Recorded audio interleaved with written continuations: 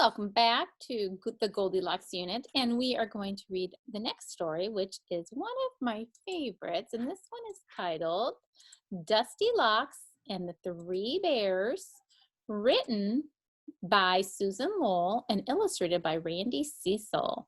And as you can see, this is a little bit different. If you look at the front cover, you see Dusty Locks there hiding behind the trees, kind of spying and watching the three bears. And it looks like she might be running away and chasing a skunk. Once upon a time, way out west, there were three grizzly bears who lived together in a neat and tidy cabin in the woods. Now, one was a little bitty bear cub, just knee-high to a bumblebee. One was a mild-mannered, middle-sized mama, and one was a great big, humpbacked, gray-haired grizzly, 9 feet tall and cross as two sticks. Now look at the Papa Bear. Does he look? How's he looking? What would be a character trait you would give for Papa Bear? Yeah, cross would be one. So cross must mean grouchy, angry, mean. All of those words would qualify there. Now they each had a dish to eat their beans from. A little saucer for the bear cub, a tin plate for the mama bear, and a great big turkey platter for the great big grizzly bear. And they each had a seat to sit on. A three-legged stool for the bear cub, a rocking chair for the mama bear, and a great big lumpy stump for the great big grizzly bear. And they each had a bed to sleep in.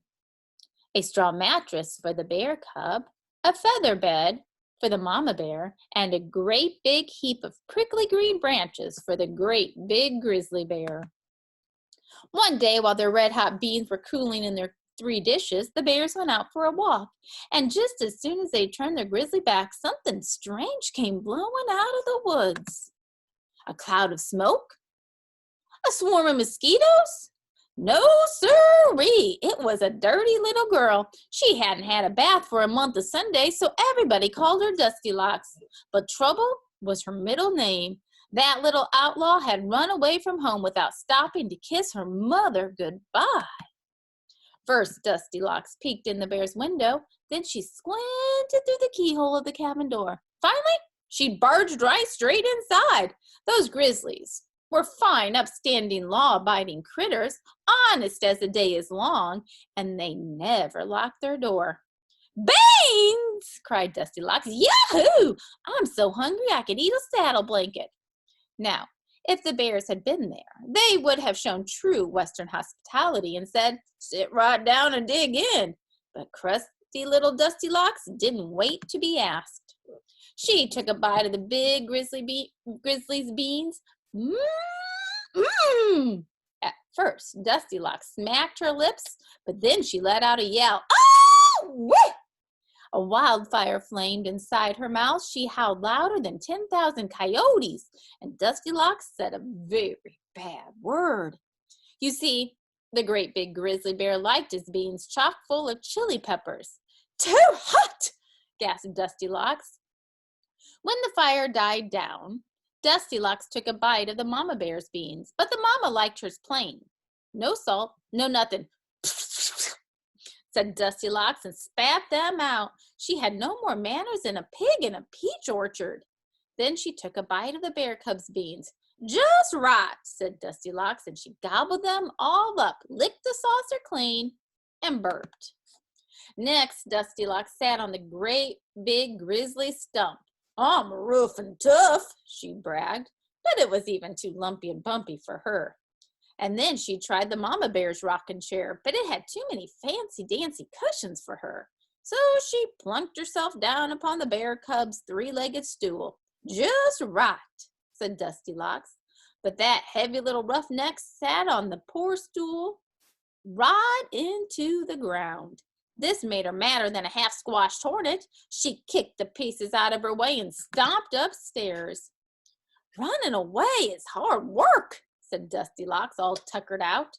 First, she threw herself down on the heap of green branches that belonged to the great big grizzly. But the branches itched and they pricked and they jabbed and they stabbed Dusty Locks something terrible.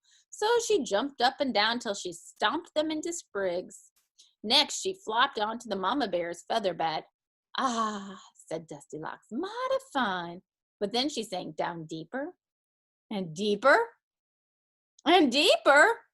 And, oof, said Dusty Locks. Too soft. Get me out of here. And then she tested the bear cub's little straw mattress, and it was neither too hard nor too soft. Just right, said Dusty Locks, and she covered herself up and fell fast asleep.